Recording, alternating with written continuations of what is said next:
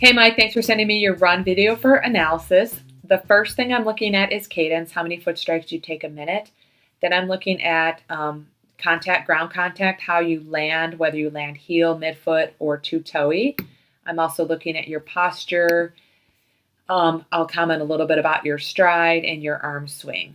So the first thing is cadence. I counted 78 1-foot strikes a minute.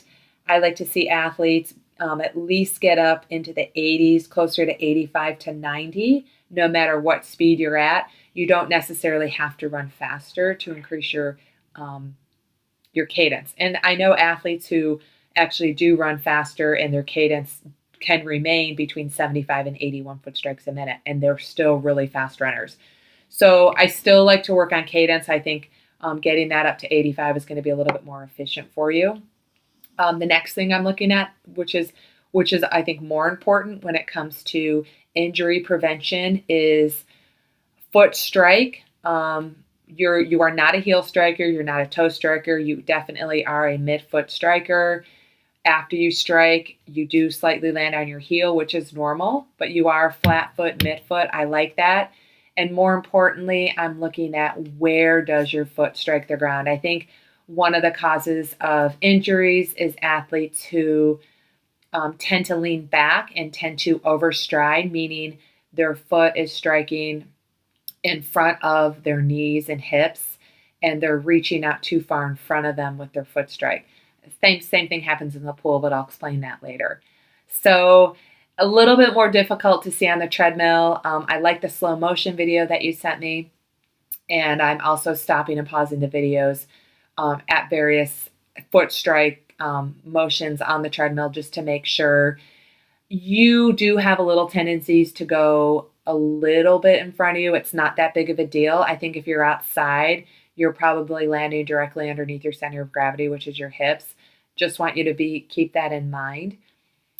When you are landing underneath your center of gravity, you are going to ensure that you are landing more midfoot. Athletes who tend to land in front of their hips tend to land on their heel. And then athletes who tend to land on their two-toey tend to get a lot of calf and ankle issues. So if that happens to you in the future, we definitely want to see what's going on with your form so we can fix it right away. As far as arm swing, I like how your arms are bent and they're close to your body. I think your hands are a little bit too high, so I would relax your forearm and your hands a little bit. And as you swing your arms, you want to think about maybe swiping like your pocket, putting something in and out of your pocket. Again, that's not the biggest deal in the world. Just wanted to mention it because it was definitely something that I noticed. And then posture, like I already said, you want to make sure you're leaning forward. The most efficient posture is one that is relaxed with a slight forward lean. Your chest should be out, your shoulders back. I already mentioned a backward lean might cause you to overstride, meaning you're reaching out in front of you and you're landing on your heel in front of your hips. And then you'll definitely feel the stress on your knees, hips, and lower back if you are an overstrider landing on your heel. So again, treadmills are going to be a little bit different than outdoor running. I just want you to be mindful of that. As far as lifting your heel and driving your knee forward, I'm going to give you some drills to work on that.